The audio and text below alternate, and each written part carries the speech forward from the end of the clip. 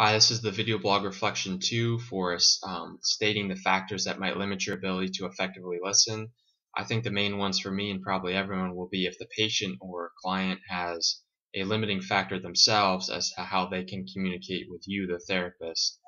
So maybe they don't speak English well or very poorly. And I think some of the ones listed in Drench, I think he had quite a few. Maybe the individual is schizophrenic, or is recovering from a stroke, any of these things where they will have a serious disability to adequately communicate with you, the therapist. That's definitely going to limit your ability to listen.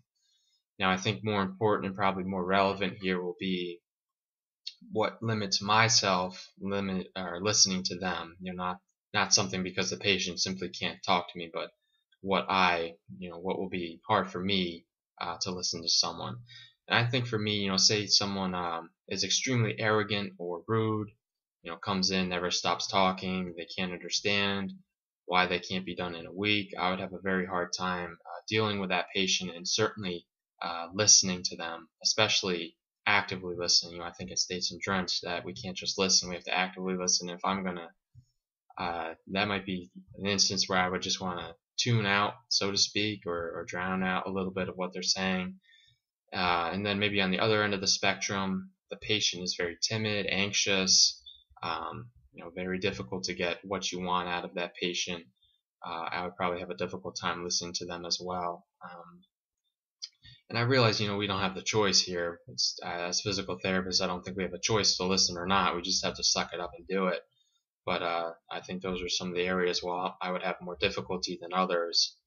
And I think in Drench it states that we can't view these patients as being difficult.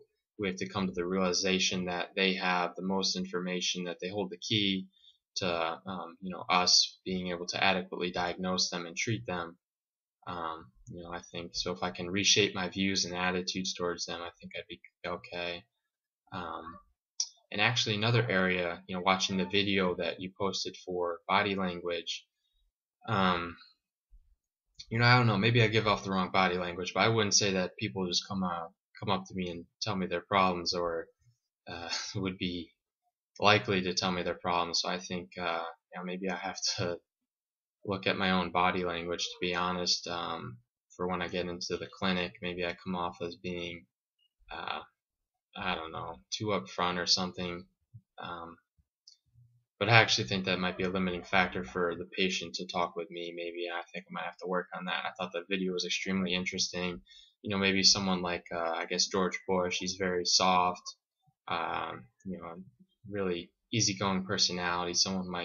I could see someone being very comfortable speaking with them.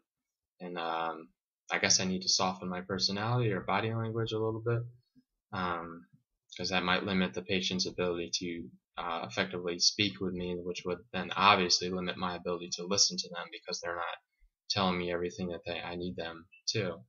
I think other than that, I'm actually pretty good. So those would probably be the main limiting factors for me. Not that they're going to limit, it's just that those would make it more difficult for me. I could definitely suck it up and do it. Those would just make it harder for me. I think that sums up my video blog reflection 2. Thank you.